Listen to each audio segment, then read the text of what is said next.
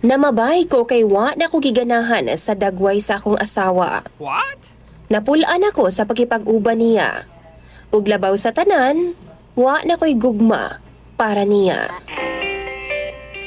Ako si Rex, 43 anyos. Taga-agusan ko di siya Sam. Na ako'y usa ka anak ug kasado mi sa akong asawa nga si Melba. Nagtrabaho ko sa usa ka burgeran na kaniadto di siya Sam ug dito pod na ako nakaila ang akong partner nga si Melba. Na in love ko sa iyaha kay hinhin kay siya. Buutan og maalaga kaayo. Di lang sa ako kundi pati na sa akong mama. Produkto ko sa usa ka broken family di siya Sam. 3 anyos pa lang ko dihang gibiyaan mi ni Papa ug niuban siya sa laing babay. Pasalamat na lang pod ko di siya Sam kay sukad-sukad, wa jud makahuna-huna si Mama nga magminyo pag-usab. Nakatutok lang siya sa akua. Pero high school lang jud ang gikaya niya nga ihatag sa akua di siya Sam. Maong aron makapadayon ko sa college, kinahanglan nako nga manarbaho aron nga tabang-tabang kang mama og ingon man sa mga galastuhan sa panimalay. Sa ako nang gikaingon di siya Sam. Didto mi nagkaila ni Melba sa burgeran nga akong gitrabahoan. Sandiga namo ang usag-usa ni adto. Labi pag maglagot mi sa among amo. Si Melba lang jud ang akong kaagapay. Wala na nakapadayon sa pagtuon si Melba di siya Sam. Kay ingon pa siya, di pa daw kaya sa iyang budget. Need pa daw niya nga magtigom di siya Sam. Naging kami ni Melba, og naagi nahitabo sa amua. Wa magdugay, nabuntis na ako siya di siya Sam. Tungod ni adto no guol kaayo siya. Pero bisan pa man, padayon gyapon ko sa akong pag-eskwela. Samtang si Melba di siya Sam, nanindera gihapon siya. Ug kang mama nami nagulian. Ako di siya Sam nakakuha og oportunidad nga mas dako og sweldo. Doon lang Sam sa eskwelahan di siya Sam nga akong gitunghaan. Tungod layo-layo ang among balay sa eskwelahan, nihangyo ko sa akong mama ug kang Melba nga magstay in na lang ko sa akong gitrabahuan. Di gyud ta mo sugot si Melba. Pero wa man siya nahimo. 3 years ko nga nagstay in sa akong amo di siya Sam. Kahibaw mo, sa pagpanganak ni Melba ug mga kinahanglanon niya para sa among baby, si mama ang iyang katimbang. Kay di man ko niya mapangayuan kay nagpa-eskwela man ko sa akong kaugalingon. Kuwang pamangani di siya Sam. Nibalihin Sam og gaan-gaan nga trabaho si Melba di siya Sam kay init naman jud kaayo sa burgeran. Lingid sa kaalaman ni Melba, sulod sa pila ka tuig nga nagpalayo ko sa ilaha. Daghan ako lain nga nakarelasyon. Klase-klaseng mga babae di siya Sam. Di mi kasado ni Melba. Maong paminaw na ako libre pa ko nga mangitaglain ug buhaton ang mga butang nga gusto na akong buhaton. Wa kay nako siya ginauli di siya Sam. Siguro mga tunulang ka beses sa isa ka tuig. What? Di na po ko ganahan mulabot sa iya di siya Sam. Kay natagbaw naman ko sa uban. Tapos na feel po na ako sa akong kaugalingon nga wa na spark sa among duha ni Melba. Wa na ko'y gusto sa iyaha. Ang iya nga papel na lang sa akong kinabuhi ug akong pagtanaw sa iyaha. Inahan na lang sa among anak. Human sa akong graduation di siya Sam. Nipauli na ko sa amua. Nagplano pod ko nga mga apply sa kumpanya doon lang pod sa amua. Sigon na pod sa sulti ni Mama di siya Sam, pero wa man ko palara. Maong nanimpalad na lang ko sa syudad nga tapad sa amua, ug maayo na lang gani di siya Sam kay nadawat ko. Again, nag-boarding house ko. Ang tinuod ganahan kay ko nga layo kang Melba di siya Sam, kay aron makahimo ko sa mga buta nga gusto kong buhaton. Sa una, gahatagan ko sa iyaha. Pero kadugayan, diyang nakita na nako nga naaman siya'y sweldo.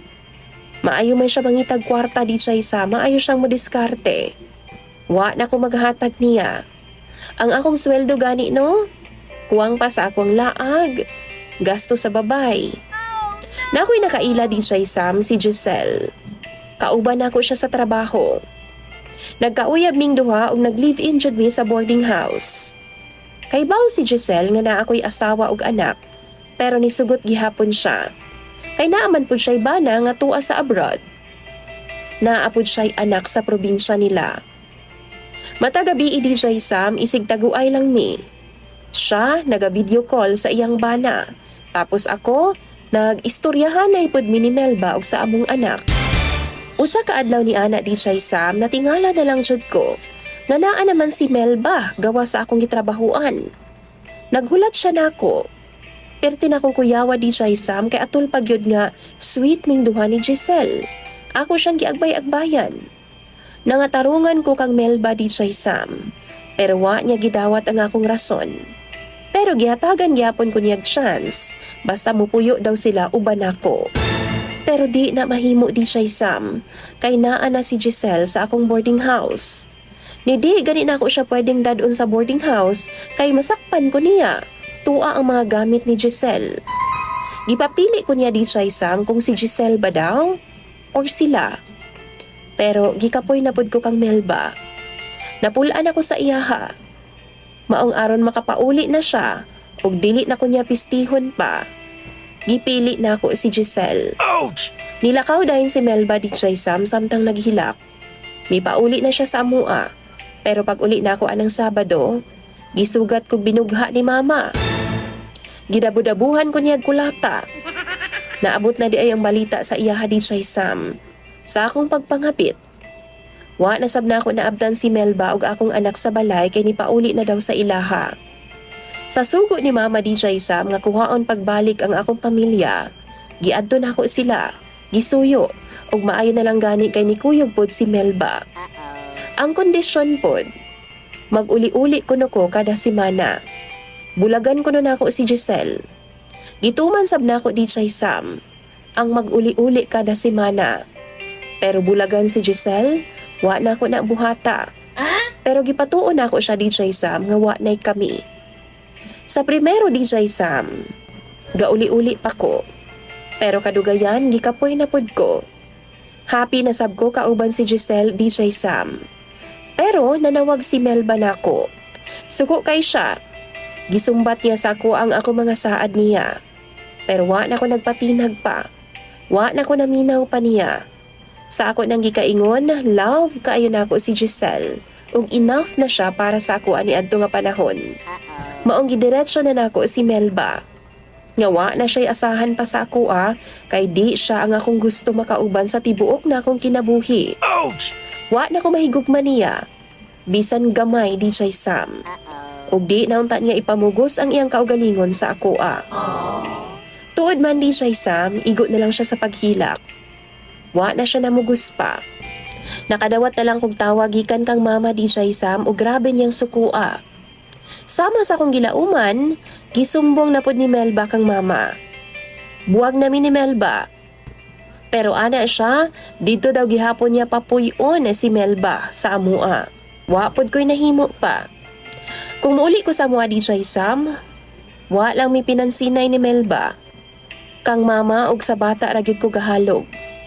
Pila ka beses nga gidana ko si Giselle sa balay DJ Sam. Wa siya gihatagan og maayong pagdagad ni Mama. Pero okay ra. Importante siya ang akong gipili. DJ Sam, abi kog okay na ang tanan. Pero niabot ang akong gikabalakan. Nipauli na ang bana ni Giselle sa Pilipinas. Ug pasabot ana, muuli na pud siya sa ilang probinsya. Tulo ka buwan DJ Sam nga wa mi magkita ni Giselle. Samot sa diyang nabalitaan ako nga di na mubalik ang iyang bana sa abroad. Grabing kaguol nako. Nang bain na pud kog lain. Ug sa makausa pa, naa na pud ko'y lain nga live-in partner sa boarding house, si Elgin. Ug tungod kay nihangyo man si Elgin sa akwa DJ Sam, gusto daw niya makita ang akong anak ug makipag-ila-ila pud sa akong mama. Ug nakwento pud ako sa iya DJ Sam nga naay dakong sapa duol sa amua. Ganahan daw siya, mga ligo daw mi DJ Sam. Samtang kabiyahe mi, gikuot man kana ni Elgin og galit ang akong alaga DJ Sam. Ilawom sa akong shorts ba? Mao tong giganahan ko. Nawa ko sa akong kaugalingon kadali ug late na dihang paghangad nako DJ Sam, mibangga na ang among gisakyang motor sa SUV nga naa sa among unahan. Nadisgrasya mi DJ